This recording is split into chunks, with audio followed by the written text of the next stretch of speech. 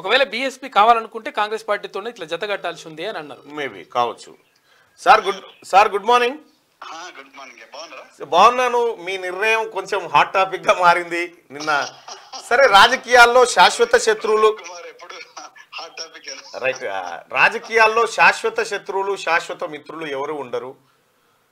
దానికి ఒక Lucknow guest house ఉదాంతం తీసుకోవచ్చు. ఆ తర్వాత బహుజన్ సమాజ్ పార్టీ బీజేపీతో పొత్తు పెట్టుకొని ప్రభుత్వాన్ని ఫామ్ చేయడం, ఇవన్నీ చూస్తున్నటువంటి అంశాలు. కానీ ఇప్పటికిప్పుడు బహుజన్ సమాజ్ పార్టీకి బీఆర్ఎస్ అండగా వలన, బీఆర్ఎస్ కు బహుజన్ సమాజ్ పార్టీ అండగా వలన ఇద్దరికి ఒకరికి ఒకరు అండ కావాల్సిన అవసరం ఉండదని నేను అనుకుంటున్నా. అంటే నేను ఎందుకు చెప్తున్నా మల్లన్న గారి విషయము, ఈ దేశంలో బహుజనులకు ఒక గొంతుగా కావాలి. లేకపోతే వాళ్ళ ప్రయోజనాలను చట్టసభల్లో వినిపించే వాళ్ళు ఎవరు లేరు. నేను మళ్ళీ రిపీట్ చేస్తున్నా, ఈ రాజ్యాంగం ఇచ్చిన వెసులుబాటును కల్పించుకొని చట్టసభల్లో ఎంటర్ అయిన వర్గాలు కూడా, ఆ వర్గాల ప్రతినిధులు కూడా ఇవాళ వాళ్లకు నష్టం జరిగినప్పుడు మాట్లాడలేని పరిస్థితి. సో ఆ మాట్లాడాల్సిన గొంతుకలు ఇవాళ అసెంబ్లీ బయట ఉన్నాయి. సో మీరు కావచ్చు, నేను కావచ్చు, ఇంకెవరైనా కావచ్చు. సో అలాంటప్పుడు ఆ వేదిక కల్పించే ఏ బలమైన పార్టీనైనా అంటే వాళ్ళు ఇచ్చిన వెసులుబాటును తీసుకొని మన వర్గ ప్రయోజనాల కోసం చట్టసభల్లో ఎంటర్ కావడం అనేది మా పార్టీ యొక్క వ్యూహము, ఎత్తుగడ. అది గత 40 సంవత్సరాల నుంచి అదే జరుగుతుంది. మీరే చెప్పారు. నేను ఎందుకంటే ఆ బహుజన్ సమాజ్ పార్టీని కొద్దిగా తీక్షణంగా పరిశీలిస్తూ వస్తా ఉన్నా కాబట్టి నాకు ఆ లక్నో గెస్ట్ హౌస్ ఆ వ్యవహారం అంతా కొద్దిగా పరిచయం ఉంది కాబట్టి దాన్ని ప్రస్తావించగలిగిన. దాని తర్వాత సమాజ్వాదీ పార్టీ బద్ధ శత్రువులుగా మారిపోయిన తర్వాత కూడా మళ్ళీ వీళ్ళిద్దరు కలిసి పనిచేయడం జరిగింది. ఇదంతా రాజకీయాల్లో సహజం, ఇదంతా సహజం. కానీ ఇక్కడ ఆర్ఎస్ ప్రవీణ్ కుమార్ గారు అంటే బీఎస్పీ పార్టీ అధినేతగా ఉన్నాడు రాష్ట్రంలో. కానీ చాలా మంది ప్రజలు బీఎస్పీ కంటే ఆర్ఎస్పీని ఎక్కువ గౌరవించారు. ఎందుకు గౌరవించారు అనేది ఒక టాపిక్ వస్తే, ఆర్ఎస్ ప్రవీణ్ కుమార్ గారికి బలహీన వర్గాలకు సంబంధించినటువంటి నాయకుడిగా గుర్తింపు ఉంది. వాళ్ళ ప్రయోజనాన్ని కాంక్షించే వ్యక్తిగా ఆయనను గుర్తిస్తారు. ముఖ్యంగా బహుజనులు, ఎస్సీ ఎస్టీ బీసీలు, మైనార్టీలు ఆయనని మా ప్రతినిధి అని చెప్పుకునేటువంటి పరిస్థితి ఉండే. ఇక్కడ మీరు నిన్న ప్రెస్ మీట్లో మాట్లాడుతూ, మీడియాతో మాట్లాడుతూ రాజ్యాంగాన్ని మార్చే కుట్ర చేస్తుంది భారతీయ జనతా పార్టీ అనేటువంటి ఒక ఆరోపణ చేసినారు. కానీ కేసీఆరే రాజ్యాంగాన్ని మార్చాలని చెప్పినటువంటి వ్యక్తి. దీన్ని ఎట్లా సమర్థించుకుంటారు? చాలా మంచి ప్రశ్న, ధన్యవాదాలు ఈ ప్రశ్న అడిగినందుకు మల్లన్న గారు.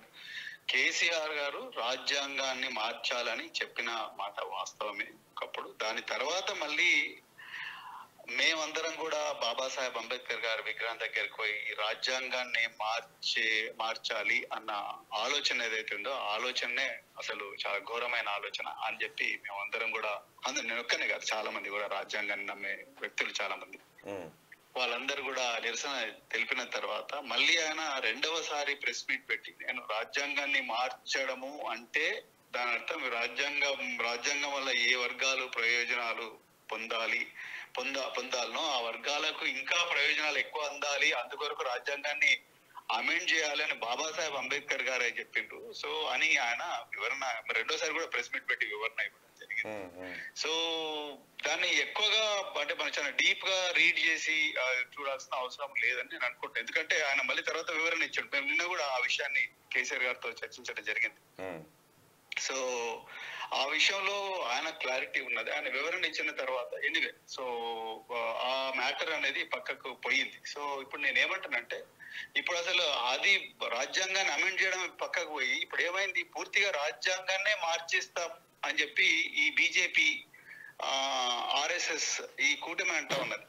అది అసలు దేశంలో అస్తిత్వానికే ప్రమాదం వచ్చే పరిస్థితి. ప్రజల బహుజన వర్గాలకు ఇలా బీసీ జనగణన జరుపుతలేరు, రైట్? సో అదే విధంగా మతపరమైన స్వేచ్ఛ రావడం లేదు.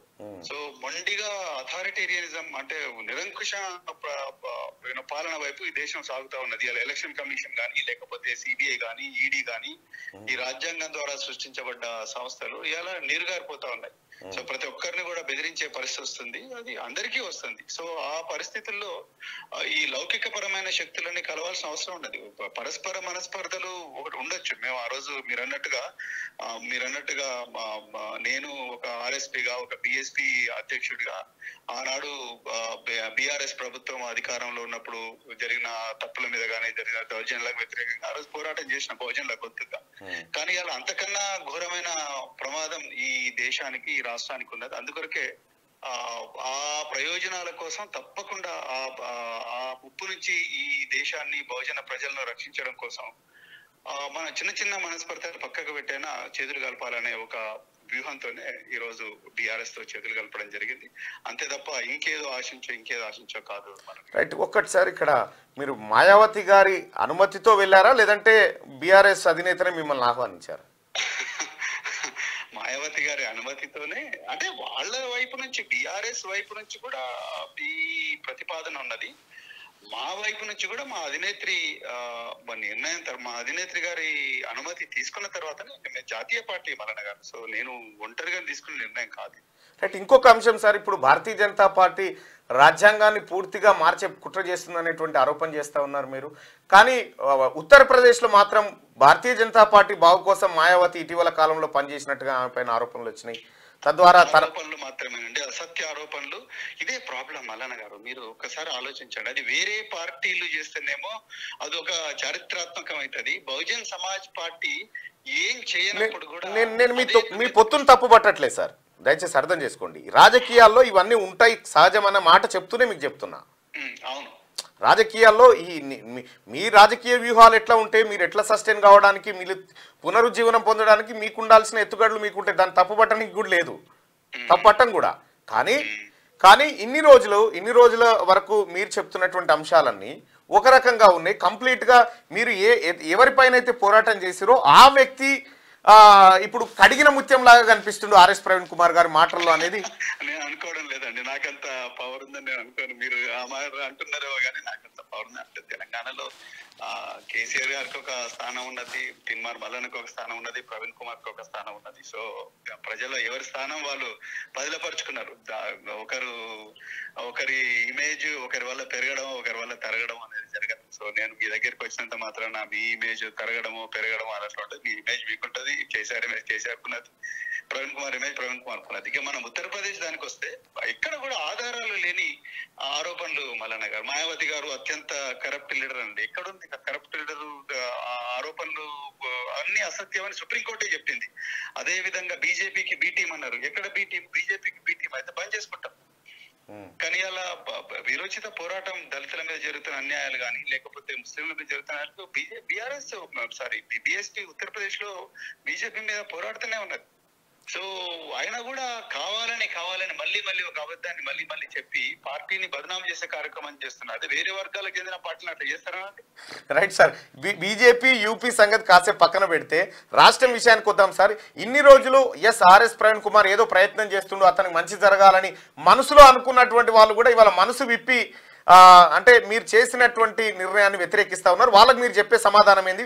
ముఖ్యంగా ఆకునూరి మురళి గారు గాడిదని ఎక్కైనా సరే ఎంపీ కావాల్సిందేనా అనేటువంటి ఒక వ్యాఖ్యలు చేసినారు. దానిపైన మీ స్పందన ఏంటి సార్? నేను ఆకునూరి మురళి గారు చేసిన వ్యాఖ్యల మీద నేను దయచేసి స్పందించలేదు. నన్ను క్షమించండి ఈ విషయంలో. పర్వాలేదు. నేను ఏమంటున్నానంటే వారికి రాజకీయ అవగాహన, రాజకీయాల్లో వ్యూహాలు, ఎత్తుగడలు, కాన్షీరామ్ గారి పని విధానము, అదే విధంగా నాకు ఇక్కడ ఒకటి గుర్తొస్తా ఉంది ప్రవీణ్ సార్, నాకు ఇక్కడ గుర్తొస్తా ఉంది. కాన్షీరామ్ గారు పాలను అందుకోవడానికి గాడిద మీదకైనా ఎక్కాల్సిందే అనేటువంటి ఒక మాట చెప్పిండు. అది నేను ఇప్పుడు అట్లాంటి ఎగ్జాంపుల్స్ నేను చెప్పను. కానీ నేను ఏమంటానంటే రాజకీయంలో గమ్యం, మనం ఏ గమ్యానికి పోతున్నామో, ఎట్లా పోతున్నామో ఆనాటి సమకాలీన రాజకీయ పరిస్థితులను మనం అర్థం చేసుకొని మన గమ్యం వైపు ప్రయాణించాలి. అంతే. రాజకీయం వేరే, యాక్టివిస్ట్ గా పనిచేయడం వేరే. ఆకునూరి మురళి గారు చాలా మంచి ఆఫీసరు, చాలా హార్డ్ వర్కరు. సో మరి వారు కూడా రాజకీయాల్లోకి వచ్చి ఈ మాటలు మాట్లాడితే వారికి చాలా ఈజీగా అర్థమవుతుంది. సో అంతే తప్ప ఇప్పుడు నేను వారు కామెంట్ చేశారు, వారు నా మీద చేసిన మీ అభిప్రాయాన్ని చెప్పొచ్చు, చెప్పకపోవచ్చు సార్, అది అంటే నేను ఒక నిర్ణయం ఏం తీసుకున్నా, నేను ఇట్లా నా మీద ఒక సద్విమర్శ చేసినా ఏం చేసినా నేను వాటికి స్పందించాల్సిన అవసరం లేదండి. ఎందుకంటే ప్రజలు నిర్ణయిస్తారు అది. Right sir. ఒక ప్రజలు నిర్ణయిస్తారు. ప్రజలు కొన్ని సోషల్ మీడియాలో కొన్ని ప్రజలు వారికి నచ్చినట్టుగా మాట్లాడుకుంటా ఉన్నారు. ఆర్ఎస్ ప్రవీణ్ కుమార్ ని అసెంబ్లీ ముందు రాజకీయంలోకి తీసుకొచ్చిందే కేసీఆర్ ఆయన ఫండింగ్ ద్వారానే ఆయన ఓట్లను చీల్చాలడానికి ఆయన చేసిన ప్రయత్నం అని చెప్తాను. దీనిపైన ఏమైనా స్పందిస్తారా సార్? రాజకీయాల్లోకి ఒకవేళ కేసీఆర్ గారు తీసుకొని వచ్చుంటే ఆర్ఎస్ ప్రవీణ్ కుమార్ గారు సిర్పూరు, నేను మీకు బాగా గుర్తుండాలి, నేను ఆ రోజు మీ స్టూడియోలోనే మీరే పోల్ పెట్టిండ్రు. పోల్ పెడితే ప్రవీణ్ కుమార్ తప్పకుండా సిర్పూర్లోనే పోటీ చేయాలని మీరు ఆ ఒక్క నిమిషంలోనే దాదాపుగా 3000 ఓట్లు వచ్చినాయి. కరెక్ట్? అవును సార్. సో నేను సిర్పూర్ లో పోటీ చేసినప్పుడు నిజంగా నేను కేసీఆర్ తీసుకొచ్చిన వ్యక్తిని అయి ఉంటుంటే, కేసీఆర్ గారు ఆ రోజు కోనేరు కొనప్ప, నువ్వు నోరు మూసుకో, ఆయన గెలవని ఏం కాదు, నువ్వు పైసలు ఏం ఖర్చు పెట్టకు, ఏం పెట్టకు, అవి పెట్టకని అని ఉండేవాడు. కానీ మరి నేను అక్కడ 45,000 ఓట్లు మాత్రమే తెచ్చుకోగలిగిన. అవును. సో నేను ఓడిపోయేవాడిని కాదు కదా, నేను చట్టసభలు ఉండేవాడిని. ఇవాళ నిజంగా నేను కేసీఆర్ గారు వదిలిన బాణం అయితే.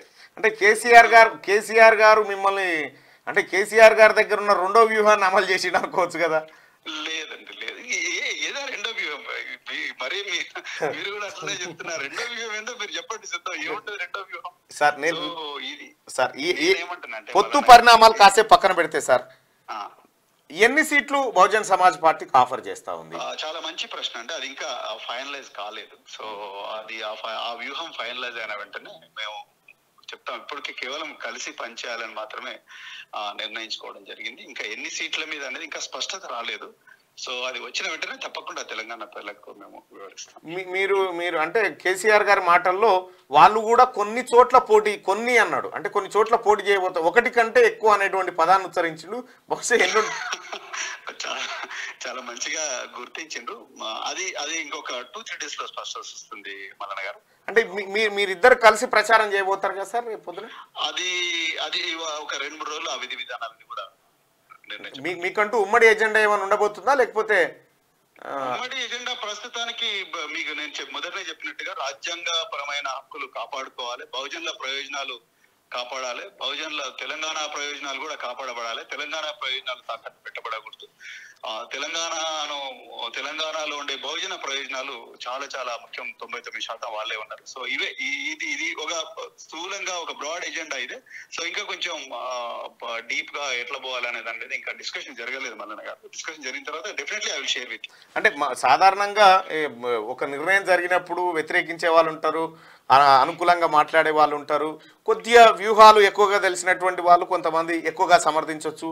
సరే, ఏదేమైనప్పటికీ కూడా నాగర్ కర్నూలు ప్రజలు ఈసారి ఆర్ఎస్ ప్రవీణ్ కుమార్ గారిని ఖచ్చితంగా, ఎందుకంటే ఆ ప్రాంతం బిడ్డ కాబట్టి ఏమైనా ఆదరించే అవకాశం కనిపిస్తాం. మల్లన్న గారు మీరు ఒక పోల్ పెట్టండి కదా క్యూరియస్ లో. ఏమని పెట్టాలి మీరే చెప్పండి సార్. అంటే అట్లా కాదు, మీరే ఒక పోల్ పెట్టండి, ప్రవీణ్ కుమార్ ఇక్కడ నుంచి పోటీ చేయాలి. అది డైరెక్ట్ మీరు లైవ్ లోకి వస్తే డైరెక్ట్ మిమ్మల్ని ఆహ్వానిస్తున్నాం సార్ మార్నింగ్ న్యూస్ కి. అంటే తప్పకుండా వస్తా. మీరు రండి sir. Thank you sir. Thank you. Right, అది ఆర్ఎస్ ప్రవీణ్ కుమార్ గారు చెప్తున్నటువంటి మాట.